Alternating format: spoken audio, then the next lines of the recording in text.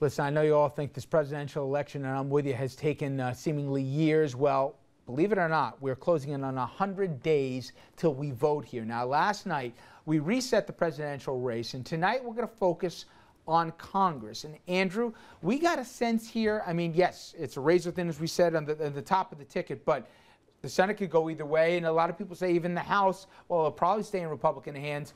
A lot of races too close to call right now. There are still a few races, Rich, but it really does look like the GOP is going to keep control of the House. But in the Senate, it's anyone's guess. New York Times breaks down the House like this: 230 seats solidly or leaning to the GOP, well past the 218 seats they would need for a majority, with 25 seats as toss-ups. On the Senate side, though, it's pick-em. The Times gives the Democrats 41 seats in the Senate and 43 seats to the GOP, again solid or leaning, with the other 8 in yellow as toss-ups. 51 seats are needed for a majority, or just 50 for the party which controls the White House, Rich. Okay. Andrew, is conventional wisdom here that, with it as close as it is, that whoever wins the presidency pretty much is going to swing the Senate, because top of the ticket on these close races will push it one way or the other? There's that. There's the trend. Plus, you only need to get to 50 to win a majority if you've got the White House. So, yeah, whoever wins the White House is the favorite to win the Senate. And, you know, David, one of the things that people say is mitigating is you've got a lot of still primaries going on for Republicans for these Senate races, and you've got Tea Party candidates and third-party candidates that people are wondering if they do run in the general here, they could split the conservative ticket. So a lot of people say where these are probably, if not solid red, very likely Republican winners, the risk here is that the vote could get split and a Democrat could sneak in only under that circumstance. How much of a concern is that among conservative ranks? There are probably about 3 or 4 races that are in that area. One of them is the Ted Cruz race in Texas. Yep. That's a big split. I think if we want to look at this, we may want to look down below that. Usually you look at the top of the ticket and what it carries. You're right about the Senate. But down ballot, state legislative races, and those that are pushing up, those are pushing the Senate seats a little bit harder. So I think it's come from the top and the bottom. Yeah. All right, now, one Senate race here listed as a toss-up is getting new heat after probably as ugly, Andrew, a primary process as we have seen here.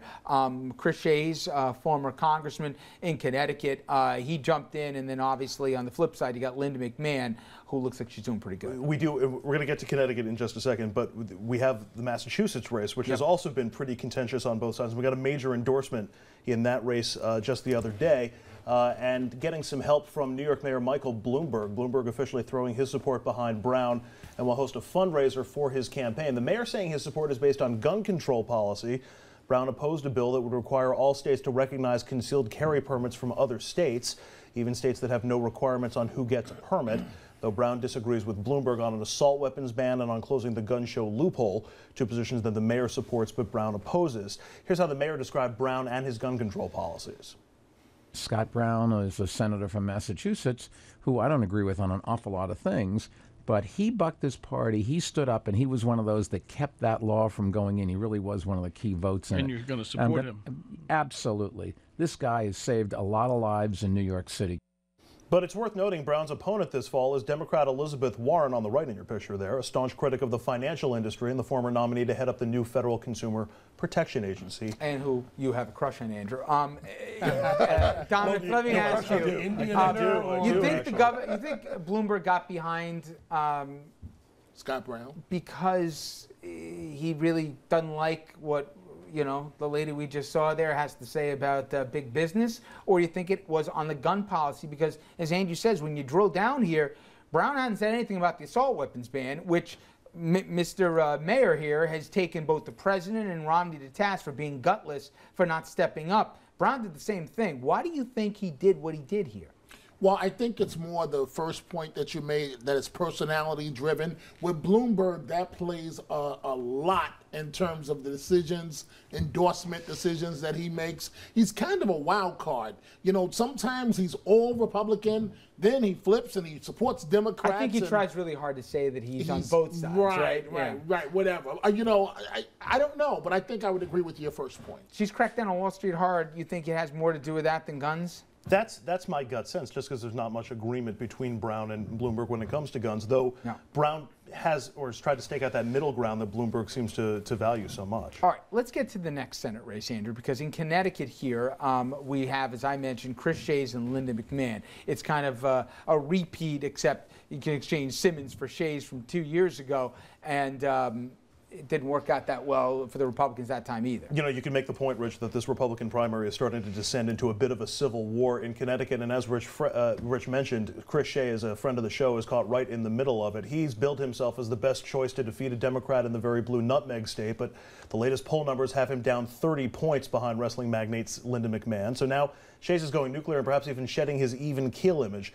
In an interview with the New Haven Register, Shays opened up on McMahon, calling her behavior clueless and complaining about her denying access to news outlets. Quote, "I think it's like the story of the emperor with no clothes. You have a candidate who is basically giving the finger to all the editorial boards. She's not willing to come before you and respond to all your questions." Quote, "She is basically saying she's out there meeting the public and that is the better way to do it." And he ends with, we'll call it horse hockey. Hey, listen, David, we all like politicians to say what they think, okay? I've heard some people say Shays went nuclear here and as a consequence hurt the party in the process. That said, and I have to admit, we've invited Lynn McMahon many times and she has given me the finger, but she said no, okay, every single time. You got a problem if a person says, I can't in good conscience, just because we're in the same party here, get behind somebody I think's a mental lightweight. Would you prefer he did what he did, or should he have bitten his lip? I would. Here's what I don't like. I don't like the singularity of thought even within the party. The fact is we're a complex nation. These are complex districts or states. And I don't like that pushed narrative that you're all towing the line. Is there a commonality and agreement on fiscal issues, constitutional issues? Those things are there. But there's nothing wrong. And look at the nature of our politics since our founding fathers.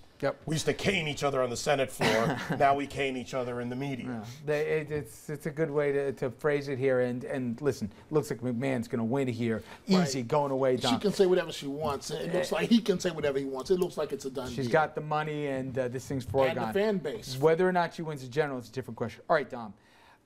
Last question is about Cory Booker, okay? Another friend of the program. He's indicated, no surprise, that he's looking for higher office. You think he's running for governor against Christie next time, or do you think he's running for Senate? The last time we hear behind the scenes he wanted to run for Senate, it's when Torricelli got in trouble and he wanted his job, and a lot of Democrats thought he tried to cut in line in front of Lautenberg and they didn't like it. What do you think his next move is?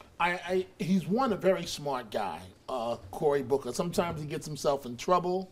I think the Senate would be an easier fit for him to get elected to go up against Governor Christie if Christie is the governor. That will be a tough battle. Now, New Jersey is a blue state, but I don't know if he has what it takes to beat Christie. The problem with the Senate race is Lautenberg's 88 years old, so he'll be 90 in 2014 when his seat is up. But Lautenberg hasn't indicated that he wants to retire, and he's probably better liked within the establishment of the party than Booker is. He's a sharp 88. So yes, he is. So if Lautenberg doesn't want to go, I mean, I'm not sure if Booker can beat Lautenberg in a primary, and it might be easier to go against Christie. Yeah, but you know what? Lautenberg, it's not his age that's the issue. It's his power and his party control, and that's something to beat. Frankly, if I were on the Democrat side, I'd look at this. I would replace Menendez, not very well liked, who has not done a good job. It will never happen. But he's just about to get another 6 years. With Booker, because that's a better play for the Democrat Party. Booker's got to choose if he wants to take Christie head on, which my money is. He won't go against Christie. He would. I think he does. And I think he's a 2-point favorite if he does. That said, I think you might be right that if he can get a guarantee from Lautenberg that Lautenberg's he's not more going to built run for again, the Senate, by the way. if he can get a promise that Lautenberg's not going to run, he'll do that.